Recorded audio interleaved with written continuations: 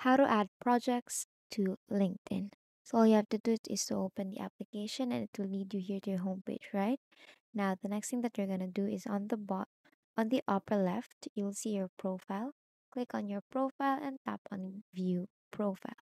Now under view profile here, on the mid section of your phone, you'll see add section there. Tap on add section and go to recommended. Now under recommended, these options will come up. So if you want to add project, then just tap on add projects and basically add your project name, the description about the project, and then you want the skills to appear there.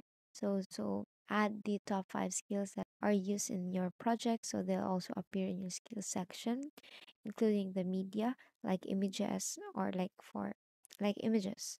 And then here just go through the additional details. So I'm currently working on this project, and then the start date, tap on that and tap on save, and then basically you have now added a projects in your LinkedIn. And now that is it. If this video helped you, please don't forget to like, share, and subscribe to YouTube channel to show your support. Thank you for watching.